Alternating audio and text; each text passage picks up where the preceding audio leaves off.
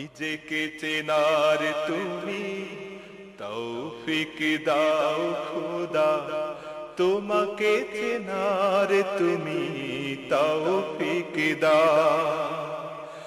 আলোয় দীপ্ত কর নয়ন আমার, আলোয় দীপ্ত কর নয়ন আমার। ইসলামের এই কঠিন দুর্দিনে, মিডিয়ার অপপ্রচারের এই দুর্দিনে, এই ক্রান্তি লগ্নে যারা আল্লাহর দ্বীনের পথে চলতে পারে, এটা মহান রবের মেহেরবানি ছাড়া আর কিছুই নয়। ঠিক কিনা বলেন? নামাজের দাওয়াত যতটা না হয়, নামাজের বিপক্ষের অপপ্রচার তার চেয়ে বেশি হয়। ঠিক কিনা বলেন? ইসলামের পক্ষের প্রচার যতটা না হয়, ইসলামের বিপক্ষের প্রচার তার চাইতেও বেশি হয়। সে অবস্থায় যারা আল্লাহর আনুগত্য করে, বাতিলকে মানে প্রতিহত করে, বাতিলকে অবজ্ঞা করে আল্লাহর ডাকে সাড়া দিতে পারে, এটা আল্লাহ পাক রব্বুল ইজ্জাতের কবুল করার বিষয়। ঠিক কিনা বলেন? আলহামদুলিল্লাহ বলেন। রাসূল মাকবুল সাল্লাল্লাহু আলাইহি ওয়াসাল্লামের প্রতি দরুদ এবং সালাম পেশ করছি। সবাই বলি সাল্লাল্লাহু আলাইহি ওয়াসাল্লাম। শুহাদাদের সর্বোচ্চ জান্নাতুল ফিরদাউস মর্যাদা কামনা করি। সবাই বলি আমিন। আমরা আজকে কোরআনুল কারীমের অত্যন্ত গুরুত্বপূর্ণ সূরা, সূরা নাহাল, কোরআনুল কারীমের ক্রমিক সংখ্যার দিক থেকে 16 নম্বর সূরা। এই 16 নম্বর সূরার 36 নম্বর আয়াত থেকে আল্লাহ রাব্বুল ইজ্জাত যদি তৌফিক দান করেন আমরা আলোচনা করব ইনশাআল্লাহ। এই সূরাটি কোরআনুল কারীমের 36 নম্বর সূরা। এই সূরার মধ্যে 68 নম্বর আয়াতে এই নাহাল শব্দটি আছে। এই শব্দটিকে কেন্দ্র করে আল্লাহ রাব্বুল ইজ্জাত এই সূরার নামকরণ করেছেন সূরা নাহাল। এই সূরাটি মক্কায় অবতীর্ণ হয়েছে বিধায় এই সূরাটিকে তাফসীরের ভাষায় বলা হয় মাক্কি সূরা। তাহলে এই সূরাটি কত নাম্বার সূরা? 16 নাম্বার। কত নাম্বার? সূরাটি মাক্কি সূরা না মাদানী সূরা? মাক্কি সূরা। মক্কা অবতীর্ণ হয়েছে বিধায় সূরাটি মাক্কি সূরা। এই সূরাটি যখন নাজিল হয় সে সময় সাহাবায়ে কেরাম হাবশায় হিজরত করেছিলেন মক্কি জীবনের একদম শেষ দিকে, যে সময় সাহাবায়ে কেরামের উপরে চলছিল অত্যাচার, জুলুম, নির্যাতনের স্টিম রোলার, জুলুম নির্যাতনে সাহাবায়ে কেরাম যখন ক্ষত বিক্ষত ছিল, সেই প্রেক্ষাপটে আল্লাহ রাব্বুল আলামিন এই সূরাটি নাজিল করলেন। এই সূরার মধ্যে মৌলিকভাবে কয়েকটা বিষয় আল্লাহ তাআলা তুলে ধরেছেন। এক নাম্বার হলো শিরককে বাতিল করে তাওহীদকে প্রতিষ্ঠা করা। দুই নাম্বার হলো নবীর ডাকে সাড়া না দেওয়ার অশুভ পরিণতি কি হতে পারে, আল্লাহ তাআলা এই সূরার মধ্যে আলোচনা করেছেন। আর তিন নাম্বার হলো হকের পথে যারা চলবে, তাদেরকে যারা বাধা দিবে, তাদের পরিণতি কি হবে, আল্লাহ রাব্বুল আলামিন এই সূরার মধ্যে মৌলিকভাবে এই তিনটা বিষয়কে সন্নিবেশিত করেছেন। আসুন আমরা আল্লাহ রাব্বুল ইজ্জাতের উপর ভরসা করে কোরআনুল কারীমের এই সূরার 36 নম্বর আয়াত থেকে আমরা আলোচনা করব। আল্লাহ রাব্বুল আলামিন বলেন, ওয়ালাকাদ বা'আথনা ফি কুল্লি উম্মাতির রাসূলা আন ইয়াবুদুল্লাহা ওয়াজতানিবুত তাগুত فمنهم من هدى الله ومنهم من حقت عليه الضلالة فسيروا في الأرض فانظروا كيف كان عاقبة المكذبين صدق الله العظيم। ইরশাদ হচ্ছে আল্লাহ রাব্বুল আলামিন বলেন, ওয়ালাকাদ বা'আথনা ফি কুল্লি উম্মাতির রাসূলা, আমি প্রত্যেকটা জাতির নিকট, প্রত্যেকটা গোত্রের নিকট, পৃথিবীর শুরু থেকে অদ্যাবধি পর্যন্ত যত জাতি দুনিয়ার বুকে আমি পাঠিয়েছি, প্রত্যেকটা জাতির জন্য অবশ্যই অবশ্যই আমি নবী রাসূল প্রেরণ করেছি। সুবহানাল্লাহ। আল্লাহ বলেন আমি নবী রাসূলকে পাঠিয়েছি, প্রত্যেক জাতির নিকট পাঠিয়েছি, কোন জাতিকে বাদ দেইনি। দুনিয়ার মানুষদেরকে দুনিয়ায় পাঠাবার পরে আল্লাহ রাব্বুল আলামিন দুনিয়ার কর্মকাণ্ডের উপর ভিত্তি করে আখিরাতে হয়তো বান্দাকে জান্নাত দেবেন, না হয় জাহান্নাম দেবেন। এখন দুনিয়ার মানুষেরা দুনিয়ার বুকে থাকাকালীন কেউ ভালো কাজ করবে, কেউ খারাপ কাজ করবে, দুনিয়ার কর্মকাণ্ডের উপর আল্লাহ রাব্বুল আলামিন আখিরাতে জান্নাত দেবেন অথবা জাহান্নাম দেবেন, কিন্তু কোন বান্দা যেন আল্লাহকে এই কথা বলতে না পারে, আয় আল্লাহ আমরা তো তোমার সঠিক পথের দিশা পাইনি, এমন কোন ব্যক্তি আমাদের কাছে দাওয়াত পৌঁছায়নি, এমন কোন নবী রাসূল, এমন কোন ভীতি প্রদর্শনকারী আমাদের কাছে যায়নি। আমরা তোমাকে কি করে তোমার পরিচয় জানবো, আমরা তোমার দিনের রাস্তা কি করে খুঁজে পাবো, এই কথা যেন কোন জাতি বলতে না পারে, এজন্য আল্লাহ রব্বুল আলামিন প্রত্যেকটা জাতির নিকট রাসূল পাঠিয়েছেন। সুবহানাল্লাহ। এটা আল্লাহ রব্বুল আলামিনের পক্ষ থেকে গোলামদের জন্য হলো করুণা।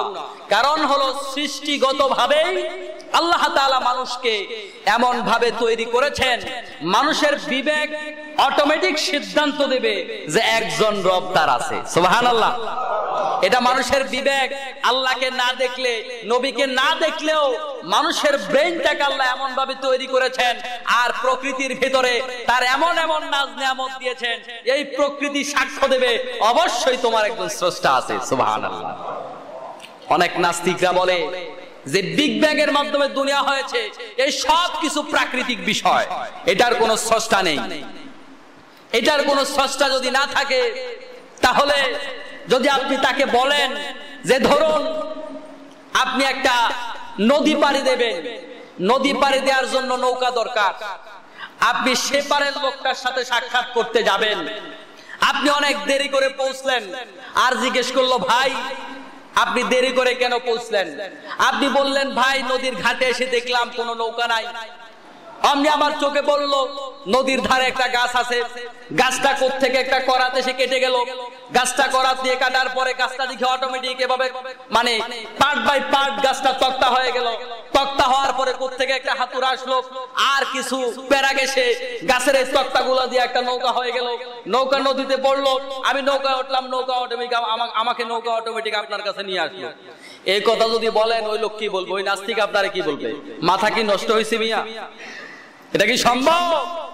যদি এটা সম্ভব না হয়, অটোমেটিক একটা গাছ থেকে একটা নৌকা না হতে পারে, চালকবিহীন যদি একটা নৌকা না চলতে পারে, হাতুড়াবিহীন পেরাকবিহীন যদি একটা নৌকা না হতে পারে, এই বিশাল মহাসাম্রাজ্য, এই বিশাল মহাশূন্য, লক্ষ কোটি গ্রহ নক্ষত্র গ্যালাক্সি কি করে একজন স্রষ্টাবিহীন সৃষ্টি হতে পারে? আল্লাহু আকবার। এটা কি সম্ভব? এটা সম্ভব বলেন? আচ্ছা বলুন তো দেখি, এই রোডের মধ্যে অ্যাক্সিডেন্ট হয় না? অ্যাক্সিডেন্ট হয়। দুইটা গাড়ি প্রচন্ড গতিতে অ্যাক্সিডেন্ট হলো, প্রচন্ড গতিতে অ্যাক্সিডেন্ট হওয়ার পরে এখান থেকে অটোমেটিক কোন জিনিস কি তৈরি হবে যে দুইটা গাড়ি খুব জোরে অ্যাক্সিডেন্ট হলো আর এখান থেকে অটোমেটিক কয়েক লাখ ভোল্ট তৈরি হয়ে গেল? সম্ভব? তো এইভাবে বিগ ব্যাং থিওরি একটা মহা বিস্ফোরণ করবে, আর এখানে মানুষ তৈরি হবে, গাছ তৈরি হবে, পালা তৈরি হবে। যদি এইভাবে বিস্ফোরণের ফলে কিছু তৈরি হয়, তাহলে দুইটা বড় গাড়ি অ্যাক্সিডেন্ট হলে ছোট্ট একটা নাট বল্টু তৈরি হওয়ার কথা হবে? হবে কিছু? অনাকাঙ্ক্ষিত কোনো অ্যাক্সিডেন্টের মাধ্যমে প্রয়োজনীয় কোনো জিনিস তৈরি হয় না, যেটা তৈরি হয় এটা অপ্রয়োজনীয়। ঠিক কিনা বলেন?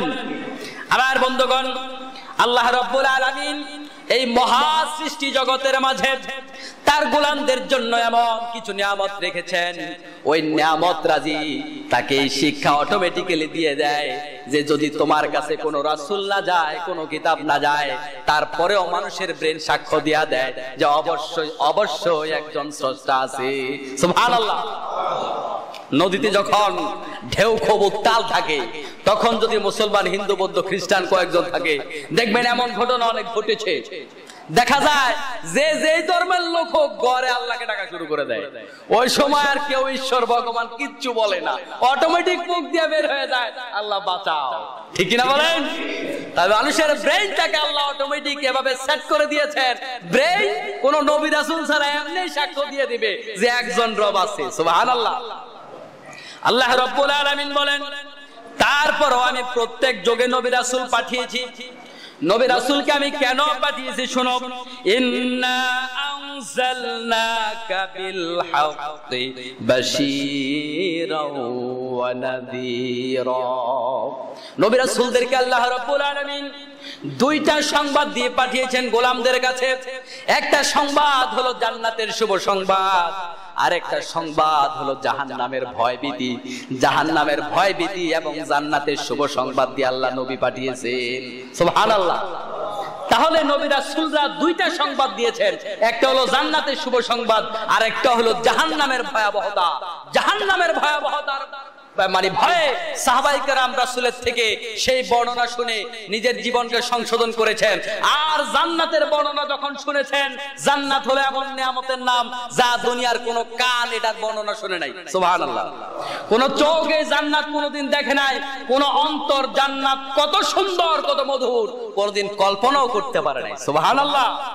জান্নাতের লোভে একদিকে সাহাবায়ে কেরাম পাগল হয়ে গেছেন, আরেকদিকে জাহান্নামের ভয়ে ভীত সন্ত্রস্ত হয়ে অপরাধ প্রবণতা ছেড়ে দিয়ে একটা সুন্দর সোনালী সমাজ গড়েছেন। সুবহানাল্লাহ। তাহলে নবী রাসূলরা দুইটা দিক জনতার সামনে তুলে ধরেছেন। একদিকে যেমন ভয় দেখিয়েছেন, অপরদিকে ভরসা দিয়েছেন। একদিকে আশার কথা বলেছেন, অপরদিকে হতাশার কথা বলেছেন। যারা আল্লাহর দ্বীনের দাওয়াতের কাজ করবে এরাও জনতার সামনে দুইটা জিনিস তুলে ধরবে। জনতাকে জাহান্নামের ভয় যেমনি ভাবে দেখাবে, তেমনি ভাবে জান্নাতের আশ্বাসও দিবে। ঠিক কিনা? কিন্তু আজকে সমাজে এমন কিছু বক্তা দেখা যায়, দেখবেন এদের মুখের ভেতরে রস বলতে কিছু নাই, ধমকের উপর ধমক চলতে থাকে। আছেন এরকম বক্তা? কোন নবী রাসূল কি এরকম কর্কশ ভাষায় দ্বীনের দাওয়াত দিয়েছেন? বিশ্বনবী সাল্লাল্লাহু আলাইহি সাল্লামের নম্রতা ভদ্রতায় মানুষ পাগল হয়ে দ্বীনের পথে ছুটা শুরু করেছে। সুবহানাল্লাহ। তার মুখের হাসি সব সময় মুচকি হেসে কথা বলতেন। আর আমাদের সমাজের কিছু মানুষ আছে হাসতে জানে না। আছে না এমন মানুষ? আমাদের কুমিল্লায় বলে যে তার মা তারে বোধহয় জন্মের পরে মধু খাওয়ায় নাই, মানে হাসতে জানে না। এমন অনেক বক্তা আছে।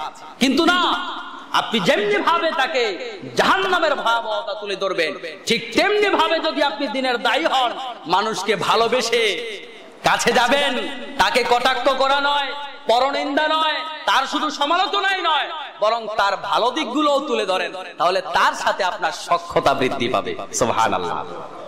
আর দ্বীন ওয়ান নাসিহা, দ্বীন হলো কল্যাণ কামনা করা। আজকে ইদানিং আমরা অনলাইনে দেখতে পাই যে পৃথিবীতে যারা অনেক বড় বড় খেদমত করেছেন, আমাদের চার ইমাম, ইমাম আবু হানিফা রাহিমাহুল্লাহ, ইমাম শাফি, ইমাম আহমদ ইবনে হাম্বল, তারপরে এই যে চারজন ইমাম, ইমাম মালিক রাহিমাহুল্লাহ, এই যে চারজন ইমাম, তারপরে যারা আকাবের যারা দ্বীনের দায়িত্ব পালন করেছেন, দুনিয়ার কোন মানুষকে ভুলের উঠতে বলেন? নবী রাসূল ছাড়া কোন মানুষকে ভুলের উঠতে? সেই ভালো মানুষ যেই ভালো মানুষটা ভুল করার পরে তাওবা করে। ঠিক কিনা? ভুল করে না এমন মানুষ দুনিয়াতে আছে না? তাহলে ভুল করলেই মানুষ খারাপ হয়ে যায় না, বরং ভুল যারা করে তাদের মধ্যে সেই ভালো মানুষ যে ভুল করার পরে তাওবা করে, ভুলটার থেকে ফিরে আসে। ঠিক কিনা বলেন? আর এই ভুল যারা করে তাদের মধ্যে তারাই ভালো মানুষ যারা নেকের কাজ অনেক বেশি করে, নেক কাজ করতে গিয়ে অনাকাঙ্ক্ষিত দুই একটা ভুল হয়ে যায়। ঠিক কিনা?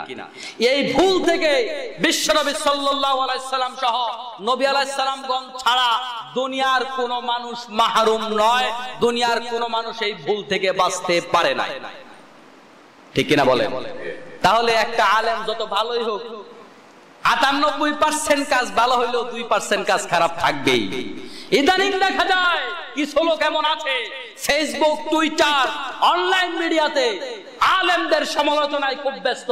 একটা আলেম গোটা জীবনভর দ্বীনের পথে খেদমত করতে করতে করতে শেষ পর্যন্ত সাইয়্যিদ কুতুব শহীদের মতো ফাঁসির কাছে চলে গেল।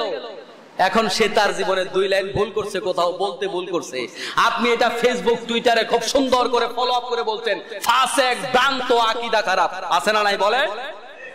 একটা মানুষকে দুই একটা দিক দেখে খারাপ কথা বলবেন না। পৃথিবীর কোন মানুষ ভুলের ঊর্ধ্বে নয়। সেই ভুল করা লোকদের মধ্যে ভালো মানুষ যার ভুলের পরিমাণ কম, যে ভুল করে আল্লাহর কাছে তওবা করে ফিরে আসে। ঠিক কিনা বলেন? সাহাবায়ে কেরাম অনেক সময় অনেক কাজে, যেমন সূরা হুজরাতের মধ্যে একটা ঘটনা বর্ণিত হয়েছে, বিশ্বনবী সাল্লাল্লাহু আলাইহি ওয়াসাল্লাম বিশ্রাম নিচ্ছেন, কিছু লোক বাইরে থেকে ডাকাডাকি করতেছেন।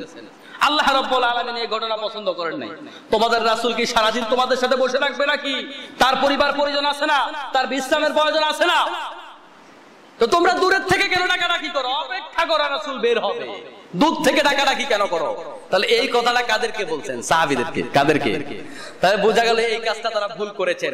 এর মানে সাহাবীরা গুনাহগার নয়, বরং আল্লাহ রাব্বুল আলামিন তাদের তওবা কবুল করে মাফ করে দিয়েছেন। সুবহানাল্লাহ। কিন্তু শুরুতে তো অন্যায় করেছিল, আল্লাহ তাদেরকে কবুল করেছেন, রহম দিয়েছেন, আল্লাহ তাদেরকে রহমতের চাদর দিয়ে ঢেকে দিয়েছেন। কিন্তু প্রথমে অন্যায় করেছে, এটা তো সত্য, ঠিক কিনা বলেন? তাহলে বোঝা গেল পৃথিবীর কোন মানুষই ভুলের ঊর্ধ্বে নাই। কিন্তু আপনি একজন লোকের দুই একটা কাজ খারাপ দেখবেন আর বলবেন আকীদা খারাপ, তার বিরুদ্ধে অপপ্রচার শুরু। আল্লাহকে ভয় করুন, আল্লাহকে ভয় করুন। মানুষের সমালোচনা না করা উচিত। সমালোচনা তারই বেশি হয়, এটাও মনে রাখতে হবে, যার গুণ বেশি আছে, ঠিক কিনা? আপনার সমালোচনা কেউ করে না, আপনি দিনের জন্য কিছু করেন না। আর যিনি সারা জীবন দিনের কাজ করেছেন, তার এই বিশাল খেদমত করতে গিয়ে দুই একটা জায়গায় ভুল হতেই পারে, এটা অস্বাভাবিক কিছুই না, ঠিক কিনা বলেন? আমার বন্ধুগণ, বলছিলাম আল্লাহ রাব্বুল আলামিন প্রত্যেকটা জামানায় নবী রাসূল পাঠিয়েছেন। এই নবী রাসূলরা মানুষকে জান্নাতের শুভ সংবাদ দিয়েছেন আর জাহান্নামের ভয় দেখিয়েছেন। আর কি করেছেন শুনুন, ওয়ামা আরসালনাকা ইল্লা কাফাতাল লিন্নাস বাশীরাও ওয়া নাযীরা। হে রাসূল, আমি আপনাকে এই দুনিয়ার জমিনে পাঠিয়েছি মানব জীবনের যত জিনিস দরকার, মানব জীবনের সাথে সম্পৃক্ত যত আইন কানুন দরকার, যত বিধিবিধান দরকার, একটা বিধিবিধানও আমি আপনাকে দেওয়ার ক্ষেত্রে ভুলে যাই নাই। সুবহানাল্লাহ। সব বিধিবিধান দিয়া কাফাতান, পরিপূর্ণ বিধিবিধান দিয়ে আপনাকে দুনিয়ায় পাঠিয়েছি। দুনিয়ার বুকে আপনি দুনিয়া থেকে চলে যাওয়ার পরে কিয়ামত পর্যন্ত আপনার যত উম্মত আসবে, এই উম্মতরা তাদের জীবনকে দুনিয়ার রঙে রঙিন করে সাজাবার জন্য, আখিরাতের রঙে রঙিন করে সাজাবার জন্য, আধুনিক দুনিয়া গড়ার জন্য, আধুনিক আখিরাত গড়ার জন্য যখন দুনিয়ার মানুষেরা আইন প্রণয়ন করতে যাবে, যখন দুনিয়ার মানুষের জন্য বিধানের দরকার লাগবে, কানুনের দরকার লাগবে, দুনিয়ার মানুষ ভিক্ষুকের মতো দুনিয়ার কোন নেতার কাছে হাত পাতা লাগবে না। হে রাসূল, আমি আপনাকে পরিপূর্ণরূপে একজন সম্পূর্ণ কমপ্লিট মানুষ হিসাবে, কমপ্লিট আদর্শিক ব্যক্তি হিসাবে দুনিয়ার বুকে পাঠিয়েছি। সুবহানাল্লাহ। এখন মানুষ দেখেন জীবন গড়ার ক্ষেত্রে এক এক আদর্শ এক এক জায়গা থেকে নেয়, ঠিক কিনা বলেন? আমাদের বিয়ের কালচার হলো এখন ইন্ডিয়ান কালচার। আমার বন্ধুগণ, আপনারা ভাবছেন এই অপসংস্কৃতি গুলো বোধহয় এমনি চালু হয়। এগুলো এই দেশের কর্তা ব্যক্তিদের হাতের নাড়ায় এই কালচারটাকে উলঙ্গ করতে করতে জনগণের কাছে সহনশীল করে ফেলেছে, ঠিক কিনা বলেন? ইন্ডিয়ার হিন্দুরা তাদের বিবাহ অনুষ্ঠানগুলোর মধ্যে এরকম উলঙ্গপনা, বেহায়াপনা দিয়ে তারা তাদের কালচার গুলা উদযাপন করত, তাদের অনুষ্ঠান উদযাপন করত। এগুলা গত 2-3 বছর আগেও বাংলাদেশে ছিল না। আজকে কি এমন সংস্কৃতি কঠিন গতিতে, রকেটের গতিতে এই অপসংস্কৃতি বাংলাদেশকে গ্রাস করছে। মুসলমানদের সংস্কার হওয়া উচিত, মুসলমানদের শুদ্ধ হওয়া উচিত, মুসলমানদের ভাবা উচিত। আমার দুনিয়াও বরবাদ হয়ে যাচ্ছে, আখিরাতও বরবাদ হয়ে যাচ্ছে, ঠিক কিনা বলেন? আপনার ছেলে, আপনার সন্তান, আপনার মেয়ে যখন চরিত্রহীন হয়ে যাবে, আপনার শেষ বেলায় আফসোস করা ছাড়া আর কিছুই করা থাকবে না। আপনি হাসেন, আপনার ছেলেমেয়েরা মদ গাঁজা, আপনার ছেলেমেয়েরা গানের আড্ডা, ডান্সের আড্ডায় ব্যস্ত। আপনি হাসেন, ভাবছেন এই বয়সে একটু করে। এই ছেলে সন্তানের কাছে আপনি বৃদ্ধ বয়সে 1 পয়সার দাম পাবেন না। দুনিয়াতেও কষ্ট পাবেন, আর আখিরাতে 100 বার হজ করে যাওয়ার পরেও আপনার ছেলে সন্তানদের অপকর্মের কারণে তারা আপনাকে নিয়ে জাহান্নামে চলে যাবে। এজন্য সংস্কার হওয়ার দরকার আছে না নাই? সিদ্ধান্ত গ্রহণ করবেন এই মসজিদের মুসল্লি যারা আছেন যে আমরা এই কালচার গুলাকে অন্তত আমার পরিবারে আমি আনবো না। বিবাহ শাদী এরকম নাচানাচি না করলে কি হয় না? আমার পরিবারে আনবো না, এই সিদ্ধান্ত নিলে দেখেন এখানে কত হাজার মানুষ আছেন, সমাজের একটা বিশাল অংশ ঠিক হয়ে যাবে, ঠিক হবে না? আমার বন্ধুগণ, সব সংস্কৃতি রাসূলের জীবনের মধ্যে আছে। বিশ্বনবী সাল্লাল্লাহু আলাইহি ওয়াসাল্লাম এমন অনেক অনুষ্ঠানের মধ্যে দেখেছেন ছোট্ট ছোট্ট সাহাবায়ে কেরাম, সাহাবীদের ছেলেগণ মেয়েগণ বাজনা ছাড়া দেশের গান, আনন্দ ফুর্তির গান করেছেন, বিশ্বনবী বাধা দেন নাই। সুবহানাল্লাহ। ওটা করে অসুবিধার কি আছে? রঙ্গ ফুর্তিমূলক কিন্তু এগুলার অর্থ খারাপ নয়। এরকম গান করা যেতে পারে, দেশের গান করা যেতে পারে, ইসলামের গান করা যেতে পারে, পিতামাতার নামের গান করা যেতে পারে, যেগুলোর মধ্যে খারাপ অর্থ নাই, বাজনাবিহীন, আপনি করতে পারেন, ওইটা দিয়ে আপনি অনুষ্ঠান করেন, অসুবিধার তো কিছু নেই। সুবহানাল্লাহ। সাজগোজের প্রতি ইসলাম অতিরিক্ত সাজগোজ করে বের হওয়া এটা নিষেধ করেছেন, কিন্তু একজন নারী তার সকল সৌন্দর্য সাজগোজ করে তার স্বামীকে দেখাবে, এটা তো ইসলাম নিষেধ করেন নাই, নিষেধ করেছেন। তাহলে ইসলামে নাই কি? আমরা ইসলামকে যদি পালন করতে যাই, ইসলাম আমাদের জন্য সহজ, এটা হলো চিন্তার ব্যাপার, ঠিক কিনা বলেন? আমার বন্ধুগণ, আল্লাহ রাব্বুল আলামিন তার রাসূলদেরকে কি দিয়ে দুনিয়ার বুকে পাঠালেন? আল্লাহ তাআলা বলেন, কামা আরসালনা ফীকুম রাসূলাম মিনকুম ইয়াতলু আলাইকুম আয়াতিনা। আল্লাহ তাআলা বলেন, আমি আমার রাসূলকে দুনিয়ার বুকে পাঠিয়েছি, আমার আয়াতগুলো তারা তোমাদের মাঝে তেলাওয়াত করে শোনায়। নবী রাসূলরা কার আয়াত তেলাওয়াত করে শোনায়? কার আয়াত? আল্লাহর আয়াত। নবী রাসূলরা নিজেদের কথা বলেন? নবী রাসূলরা নিজেদের মন গড়া কোনো কথা বলেন না। নবী রাসূলরা দুনিয়ার মুখে সবচাইতে বড় জ্ঞানী। প্রত্যেকটা যুগের যেই যুগে যেই রাসূলকে আল্লাহ রাব্বুল আলামিন পাঠান, ওই যুগের সবচাইতে জ্ঞানী ব্যক্তিটা হলো সেই রাসূল। সুবহানাল্লাহ। সবচাইতে বুদ্ধিমান ব্যক্তিটা হলো সেই যুগের রাসূল। সবচাইতে সুন্দর চেহারা, সবচাইতে সুঠাম দেহের অধিকারী, নেতৃত্বের জন্য সবচাইতে যোগ্য যেই লোকটা, সেই লোকটাকেই ওই যুগের নবী আল্লাহ তাআলা বানায়। এত যোগ্য লোকটাও নিজের মন গড়া কোনো কথা তার জাতিকে বলে নাই। সুবহানাল্লাহ। তাহলে যেখানে নবী রাসূলরা আল্লাহর আয়াত বর্ণনা করেছেন, আল্লাহর আয়াতের বাইরে কোনো কথা বলেন নাই। মা ইয়ানতিকু আনিল হাওয়া ইন হুয়া ইল্লা ওয়াহয়ু ইউহা। আমার রাসূল তোমাদের কাছে এমন কোন কথা বলেন না যেই কথাটা আমার কিতাবের মধ্যে নাই, যেই কথাটা আমি ওহী করি নাই। নিজের মন গড়া ওহীবিহীন একটা কথাও রাসূল বলে না। সুবহানাল্লাহ। একটা কথা বিশ্বনবী বলেন না। মুসলমানরা আজকে নিজেদের বিবেক বিবর্জিত সিদ্ধান্ত নিচ্ছে। সাতামাতা নেতার কাছে যায় দিয়া, আপনি যেই নেতার কাছে যান খুঁজে দেখেন, চেহারা যত সুন্দর, লেকচার যত সুন্দর, ব্যক্তি জীবন তত সুন্দর নয়। নেতার বউরে জিজ্ঞেস করেন নেতা কেমন, তারপরে টের পাওয়া যাবে। পীর সাহেবের বউরে জিজ্ঞেস করেন যে আপনি কি পীর সাহেবের কাছে মুরিদ হয়েছেন, পীর সাহেবের বউ বলবে ও কেমন পীর সাহেব আমি জানি। ঠিক কিনা বলেন? খুঁজে দেখেন, এক পীর সাহেবের বউ তার পীর সাহেবের কাছে মুরিদ হয় না। তুমি কেমন পীর সাহেব আমি চিনি। এক নেতার বউ দেখবে, জিজ্ঞেস করে, বলবে যে ওর চাইতে খারাপ দুনিয়াতে মানুষ নাই, আর আপনি তার আদর্শ মানেন। আর যেই নেতা তার রাতের কথা, দিনের কথা, রাতের চরিত্র, দিনের চরিত্র, একটা কথাও যার জীবনের গোপন নাই, সব জনতার সামনে মা আয়েশা রাদিয়াল্লাহু তাআলা আনহা খুলে খুলে বলেছেন। সুবহানাল্লাহ। গোপন বলতে কোনো কথা নাই, গোপন যা আছে এগুলোও আদর্শিক কথা। সুবহানাল্লাহ। ওই মানুষটাকে নেতা মানতে মুসলমানরা পারে না যতদিন পর্যন্ত আদর্শ হিসাবে বিশ্বনবী মুহাম্মদুর রাসূলুল্লাহ সাল্লাল্লাহু আলাইহি সাল্লামকে গ্রহণ করতে পারবে না। এই জাতির দুর্ভোগ, দুর্গতি, লাঞ্ছনা, গঞ্চনা, অভাব, অনটন কোনোদিন দূর হবে না। যত সুন্দর পরিকল্পনাই গ্রহণ করেন, ডিজিটাল হবে না, এটা টাল হয়ে যাবে। ডিজি বাদ দিয়া কি হয়ে যাবে? টাল হয়ে যাবে, ডিজিটাল হবে না। আমার বন্ধুগণ, আল্লাহ রাব্বুল আলামিন নবীদেরকে কেন পাঠালেন? আল্লাহ তাআলা বলেন, হুয়াল্লাযী আরসালা রাসূলাহু বিল হুদা ওয়া দীনিল হাক্কি লিইয়ুযহিরাহু আলাদ দীনি কুল্লিহি। আল্লাহ বলেন, এই দুনিয়ার বুকে যত মতাদর্শ মানুষ কায়েম করেছে, দুনিয়ার বুকে যত ধর্ম আছে, দুনিয়ার বুকে যত আদর্শ আছে, মানুষের গড়া সবগুলো আদর্শকে দুনিয়ার বুক থেকে মুছে ফেলে দিয়ে সেখানে আল্লাহর কোরআনের আইন দিয়া, বিধান দিয়া, রাসূলের রঙে একটা আদর্শ কায়েম করবে। এজন্য প্রত্যেকটা রাসূলকে আমি দুনিয়ার বুকে পাঠিয়েছি। সুবহানাল্লাহ। আল্লাহ রাসূলকে পাঠিয়েছেন রাসূলের আদর্শ কায়েম করার জন্য, আল্লাহর কোরআনের আইন কায়েম করার জন্য আল্লাহ রাসূলকে পাঠিয়েছেন। কিন্তু এখানে একটা কথা হয়, একটা কথা থাকতে পারে যে আল্লাহর আইন কায়েম করবে, কথা বুঝলাম, কিন্তু বাতিলের আইনগুলা থাকবে কিনা? আল্লাহ রাব্বুল আলামিন বলেন লিউযহিরাহু আলাদ-দীনি কুল্লিহি, বাতিলের একটা আইনকে এখানে রেখেও আল্লাহর আইন কায়েম করা যাবে না। আগে বাতিলের আইনকে উৎখাত করো, তারপরে আল্লাহর আইন কায়েম করো। সুবহানাল্লাহ।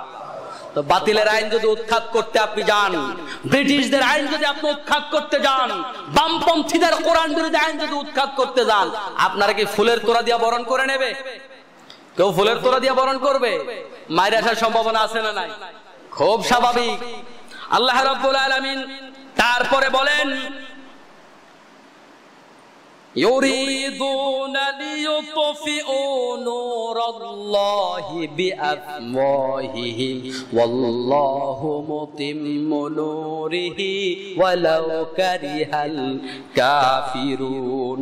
আল্লাহ বলেন দুনিয়ার বুকে একটা শ্রেণী যুগে যুগে এমন থাকবে যারা আল্লাহর জমিন থেকে আল্লাহর নূরকে নিভিয়ে দেওয়ার জন্য চেষ্টা করবে। আলেম ওলামাদেরকে নখের নিচে রেখে টিপ দিয়ে মেরে ফেলতে চেষ্টা করবে। আছে না নাই? মানে পারে না এই দেশের এক শ্রেণীর লোক, সংখ্যায় 5 জন নাই।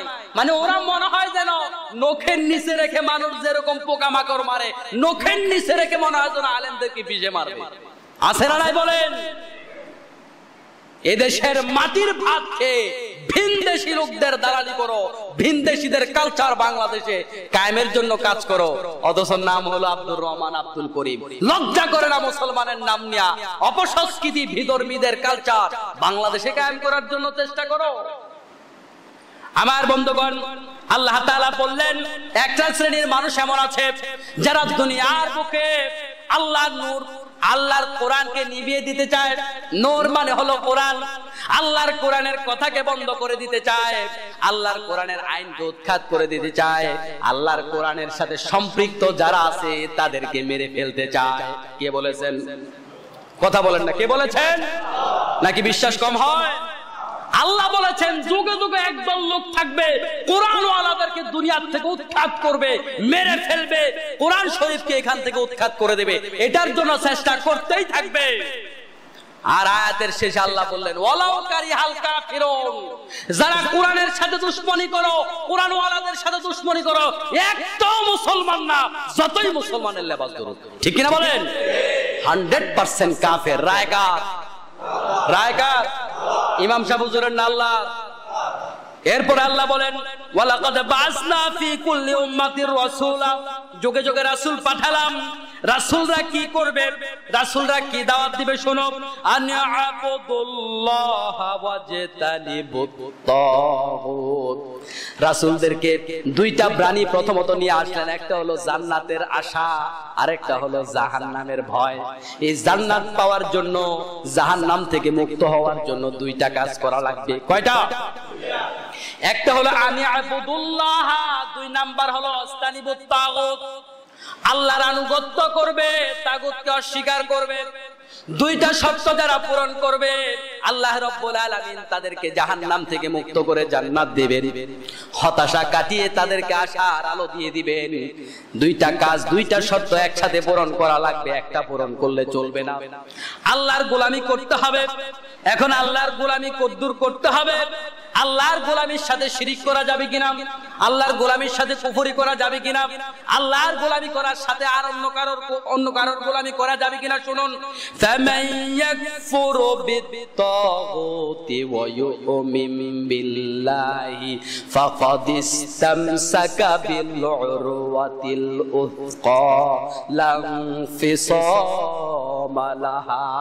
আল্লাহ রাব্বুল আলামিন বলেন এই দুইটা কাজ একসাথে যদি কেউ না করে, আমার আনুগত্য করবে আবার তাগুতের আনুগত্য করবে, একসাথে যদি দুইটা করে, তারপরে যদি শোনো, ফামান ইয়াকফুর বিত-তাগুতি ওয়া ইউমিন বিল্লাহি, যারা তাগুদের সাথে অস্বীকার করবে, তাগুতকে, তাগুদের সাথে কুফরি করবে, তাগুদের সাথে সম্পর্ক ছিন্ন করবে, অপরদিকে আমার উপর ঈমান আনবে। কয়টা কাজ?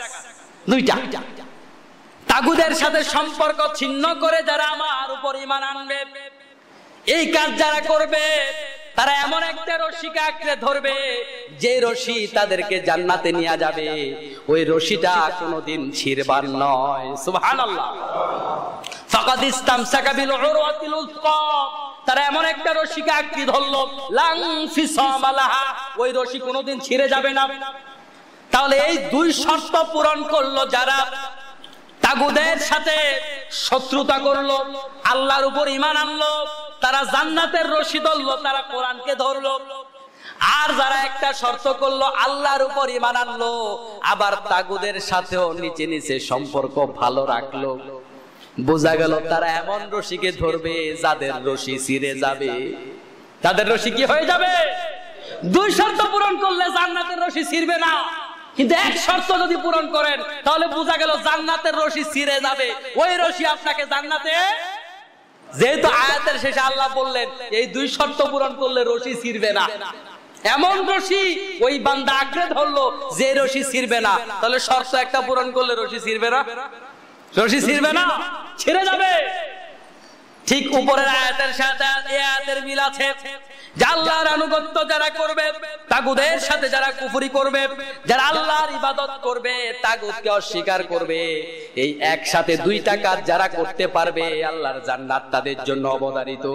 সুবহানাল্লাহ। আজকের পৃথিবীতে আপনারা দেখতে পেয়েছেন মুসলিম দুই একটা কান্ট্রি এমন আছে, আমেরিকার গোলামি করতে গিয়ে পাশের ছোট ছোট আরো কিছু মুসলিম দেশকে ধ্বংস করে ফেলছে প্রায়, ঠিক কিনা বলেন? মুসলমানদের টাকা ওরা ওদের রাজতন্ত্র টিকিয়ে রাখার জন্য পাশের গণতান্ত্রিক কোন মুসলিম রাষ্ট্র যেন উঠতে না পারে, ওই জন্য টাকা ইনভেস্ট করে। আপনারা এগুলা পত্র পত্রিকায় দেখতে পান, ঠিক কিনা বলেন? মুসলমানরা এই কাজগুলা করছে। তাহলে ওদের দেশে কোরআনের বিধানও চালু আছে, আবার আমেরিকার সাথেও সম্পর্ক ভালো রেখেছে। তাহলে ওরা কি আল্লাহর সেই যেই রশির কথা বললেন জান্নাতের রশি, ওরা কি জান্নাতের রশি ধরতে পারলো? জান্নাতের রশি ধরতে হলে বামপন্থীদের সাথে সম্পর্ক ছিন্ন করো, মুসলমানদের সাথে সম্পর্ক গাঢ় করো, তাহলে জান্নাতের রশি পেয়ে যাবে। সুবহানাল্লাহ। একই সাথে করবেন, ওদের সাথেও খুব সম্পর্ক ভালো, আর ওরা যখন মুসলমান কচু গাছের মতো হত্যা করে তখন আপনারা চুপ থাকেন। এমন যদি হয় তাহলে জান্নাত পাওয়া যাবে। আল্লাহ রাব্বুল আলামিন ঈমানের সাথে কুফরি করা যাবে কিনা এই ব্যাপারে কুরআনুল কারীমের এখানে বললেন। আমরা যখন প্রত্যেক দিন সালাতুল ইশার পরে যখন সালাতুল ভিতর আদায় করি, তখন আমরা আল্লাহর সাথে একটা ওয়াদা করি, ওয়া নাখলাউ ওয়া নাতরুকু মাইয়াফজুরুকা। আয় আল্লাহ, দুনিয়ার বুকে যারা কুফরি করে, দুনিয়ার বুকে যারা অন্যায় করে, দুনিয়ার বুকে যারা দুর্নীতি করে, মানুষ ঠকায়, যারা ফুজ্জার, তাদের সাথে আজ থেকে এই নামাজ থেকে আর কোনো সম্পর্ক নাই। ওয়াদা করেন কি করেন না? ওয়াদা করেন না সবাই? এই দোয়া সবাই পারেন না? ওয়া নাখলাউ ওয়া নাতরুকু মাইয়াফজুরুকা আল্লাহুম্মা ইয়্যাকা না'বুদু। আগে ওয়াদা করে আল্লাহ তাদের সাথে সম্পর্ক নাই, পরে আবার বলে ইয়্যাকা না'বুদু, তাদের সাথে সম্পর্ক নাই, তোমার ইবাদত করি তো করি, আগে ইয়্যাকা লাগাইছে এখানে আল্লাহ। ইয়্যাকা না'বুদু, তুমি ছাড়া আর দুনিয়ার কারোর গোলামি আমরা করি না। কি ওয়াদা করেন প্রত্যেক দিন রাতে আল্লাহর সাথে, আর দিনের বেলায় আমাদের কার্যক্রম কোথায় বলেন? বরং এমনও বহু লোক আছে হুজুরদের সাথে সম্পর্ক কম রাখে, যদি আবার জঙ্গি বলে ধরায় ডরায় দেয়। দাড়ি রাখে না, যদি দাড়ি রাখলে আবার জঙ্গি টঙ্গি বলে, আছে না নাই বলেন? আজকে বাতিলটা সফল, ওরা মিডিয়ার মাধ্যমে প্রমাণ করতে সক্ষম হয়েছে যে দাড়িওয়ালা লোক জঙ্গি, অথচ কোন মসজিদ মাদ্রাসার একজন জঙ্গিও আজও পর্যন্ত গ্রেফতার হয় নাই, ঠিক কিনা বলেন? যারা গ্রেফতার হয়েছে জুতা চোর যেমন কখনো নামাজি নয়, বরং নামাজিদের বেশ ধরে জুতা চুরি করার জন্য জঙ্গিরা কখনো মুসলমান হতে পারে না, জঙ্গিরা আলেম হতে পারে না, বরং জঙ্গিরা স্কুল কলেজে পড়ে আলেমের বেশ ধরে মুসলমানদেরকে কলঙ্কিত করার জন্য। এরা মুসলমান হতে পারে না। মুসলমান কোনদিন মানুষ হত্যা করতে পারে? মুসলমান নয়, আপনি বিধর্মীয় হত্যা করতে পারবেন না। মুসলমান হত্যা করলে যেই সাজা, কাফের হত্যা করলে সমান সাজা, কোন সুযোগ নাই হত্যা করা। ওমর আবু বকর রাদিয়াল্লাহু তাআলা আনহুর সময়, ওমর রাদিয়াল্লাহু তাআলা আনহুর সময়, আলী রাদিয়াল্লাহু তাআলা আনহুর সময় এরকম একদম কাছাকাছি কয়েকটা ঘটনা ঘটেছে। আলী রাদিয়াল্লাহু তাআলা আনহুর সময় এক লোককে হত্যা করা হলো, বিধর্মী। এরপরে আলী রাদিয়াল্লাহু তাআলা আনহুর আদালতে মামলা হওয়ার পরে আলী রাদিয়াল্লাহু তাআলা আনহু হত্যাকারীকে তাদের কাছে সমর্পণ করলেন, তোমরা বিচার করো, তোমার ভাইকে হত্যা করেছে, তুমি তাকে হত্যা করো। তখন তার ভাই বলল, আমিরুল মুমিনিন, আমরা তাকে হত্যা করব না, আমরা তার থেকে মুক্তিপণ নিয়েছি, আমরা তাকে মাফ করে দিয়েছি। তখন ওমর আলী রাদিয়াল্লাহু তাআলা আনহু প্রথমত বিশ্বাস করতে চান নাই, নাকি তোমাকে ভয়টয় দেখাইছে নাকি? আছে না নাই? বাংলাদেশে যারা এরকম দাপটওয়ালা অন্যায় কাজ করার পরে অন্যায় তো করে পরে যারা দুর্বলদেরকে ভয় দেখায়, চাপের মুখে রাখে আমার বিরুদ্ধে সাবধান, সাক্ষ্য দিতে পারবি না। আছে না নাই বলেন? আলী রাদিয়াল্লাহু তাআলা জিজ্ঞেস করে তোমার কি চাপ দিয়েছে নাকি যে তুমি সাক্ষ্য জন্য না দাও, যে তুমি বিধর্মী, সংখ্যালঘু, সংখ্যায় কম, তোমাকে প্রেসার দিয়েছে নাকি যেন তুমি তার মানে বদলা না নাও?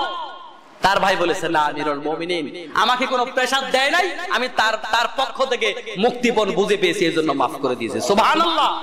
বিচার কাকে বলে? ওমর রাদিয়াল্লাহু তাআলার সময় সেম ঘটনা, একজন কাফিরকে হত্যা করা হয়েছে, ওমর রাদিয়াল্লাহু তাআলা বললেন নিয়ে যাও তাকে বিচার করো, তারা নিয়ে হত্যা করে ফেলছেন। সুবহানাল্লাহ। এর নাম ইসলাম। দুনিয়ার সকল মানুষের অধিকার, শুধু মানুষের অধিকার নয়, পশু পাখি থেকে শুরু করে প্রত্যেকটা জীব জানোয়ারের অধিকার পর্যন্ত ইসলাম দিয়েছে, যেটা দুনিয়ার আর কোনো ধর্ম দিতে পারে না। সুবহানাল্লাহ। আমার বন্ধুগণ, এর জন্য আমরা যদি আল্লাহর রাসূলের আদর্শের কাছে ফিরে আসতে পারি, আজও দুনিয়ার বুকে ইনসাফ কায়েম হবে। ঠিক কিনা বলেন? ইনসাফের যত কথাই বলেন, রাসূলের আদর্শ ছাড়া দুনিয়াতে ইনসাফ আসবে না, ন্যায় বিচার আসবে না। আজকে দুনিয়া থেকে ন্যায় বিচার আছে বলে আপনারা মনে করেন? আছে ন্যায় বিচার? কত লোক হত্যা হয়ে যায়, গুম হয়ে যায়, মিথ্যা সাক্ষ্য দিয়ে হাজার হাজার দুনিয়ার আলেম ওলামাদের কাছে ইরাক, আফগানিস্তান, পাকিস্তান, ফিলিস্তিন মিথ্যা সাক্ষ্য দিয়া, মিথ্যা জেনার অপবাদ দিয়া, মিথ্যা হত্যার অপবাদ দিয়া ফাঁসির কাস্টে ঝুলে দেওয়া হচ্ছে। অথচ দুনিয়াব্যাপী সন্ত্রাসীরা আজকে রাস্তাঘাটে মাথা উঁচু করে রাস্তায় হাঁটছে। ঠিক কিনা বলেন? কিন্তু আলেমদেরকে হত্যা করা হয়। আপনারা জানেন, আমি নাম নেব না, গত কয়েক বছর ধরে কয়েকজন মুসলিম শাসককে হত্যা করা হয়েছে। আমরা বাংলাদেশ থেকেও নিন্দা করেছি, লোকটা মনে হয় খুব খারাপ ছিল, কিন্তু যদি আপনি একটু ভালোভাবে খবর নেন দেখবেন এমন শাসককেও হত্যা করা হয়েছিল যিনি বলেছেন এদেশের প্রত্যেকটা মানুষের ভিটে বাড়ির নিশ্চয়তা যতদিন দিতে পারবো না ততদিন রাজপ্রাসাদে ঘুমাবো না। আল্লাহু আকবার। এমন শাসকদেরকেও মিডিয়ার মাধ্যমে আমাদের কাছে খারাপ বানাইছে, ওই লোক খুব খারাপ, সাবধান, জঙ্গি, এরকম সেরকম এমন কথা বলে বলে মুসলিম ম্যান্ডেট যেন আমেরিকার বিপক্ষে না যায়, মুসলিম ম্যান্ডেট যেন কাফিরদের বিপক্ষে না যায়। আগে মিডিয়া দিয়ে আমাদেরকে বুঝ দিছে ওরা খারাপ মানুষ, তারপরে তাদেরকে হত্যা করা হয়েছে। আছে না নাই বলেন? আর আমরা মুসলমানদের দোষে আজকে মুসলমানরা পিছাই। আমরা মিডিয়া হারাম হারাম করে করে দেখা গেল ওরা মিডিয়াগুলো দখল করেছে, এখন যা চায় তা বাস্তবায়ন করা সম্ভব। তিলকে ওরা তাল বানায়। আর অনেক বড় ঘটনা ঘটে গেছে, এটা কিছুই না, মিডিয়াতে আসবে না, কারণ মিডিয়া সব তাদের। আর আমাদের এখানেও কিছু লোক আছে এই ফতোয়াবাদী ব্যস্ত। বাংলাদেশের বহু মসজিদে আছে আলোচনা রেকর্ড করা যায় না, ক্যামেরা এটা না যায় জিনিস, মসজিদে ঢুকাবে কেমনে? না যায় জিনিস। প্রত্যেকটা লোকের পকেটে হাত দেন, ক্যামেরা সেট আছে না নাই? তো ওই ক্যামেরা যদি ঢুকতে পারে তাহলে এই ক্যামেরা না যায় হবে কেন? আপনার পকেটে তো একটা আছে, দুইটা করেও আছে অনেকের পকেটে। আছে না নাই বলেন? এরকম কিছু ফতোয়াবাদীর মানে ফতোয়ার জালে বাংলাদেশের মুসলমানদেরকে আটকায়া বাতিলরা মিডিয়াটাকে দখল করে রেখেছে। এখন মুসলমান হত্যা করবে, কোনো আওয়াজ নাই। দুনিয়ার বিখ্যাত বিখ্যাত আলেম, দুনিয়ার বিখ্যাত বিখ্যাত মুসলমানদের পক্ষের লিডারদেরকে হত্যা করবে, মুসলমান কিচ্ছু বলবে না, মুসলমান মনে করবে সে অপরাধী। ঠিক কিনা বলেন? আল্লাহ আমাদেরকে সঠিক বুঝ দান করুন। সবাই বলে আমিন। এই কথাগুলো আমল করে এই আয়াতটা শেষ করতে পারিনি, বাকি অংশ আমরা আগামী জুমায় আলোচনা করব ইনশাআল্লাহ। তাহলে আমরা আল্লাহর আনুগত্য করা লাগবে, পাশাপাশি তাগুতকে অস্বীকার করা লাগবে। আর কোন কোন কাজে তাগুতকে অস্বীকার করতে হবে আল্লাহ রাব্বুল আলামিন তৌফিক দান করলে আমরা পরবর্তীতে আলোচনা করব। আল্লাহ তাআলা জীবনের সব ক্ষেত্রে সব ভীতি, সব ভয় ভুলে একমাত্র আল্লাহকে ভয় করার তৌফিক দান করুন। সবাই বলি আমিন। হাদা মা ইনদি ওয়াল ইলমু ইনদাল্লাহি আলাইহি তাওয়াক্কালতু ওয়া ইলাইহি উনীব। আসসালামু আলাইকুম ওয়া রাহমাতুল্লাহি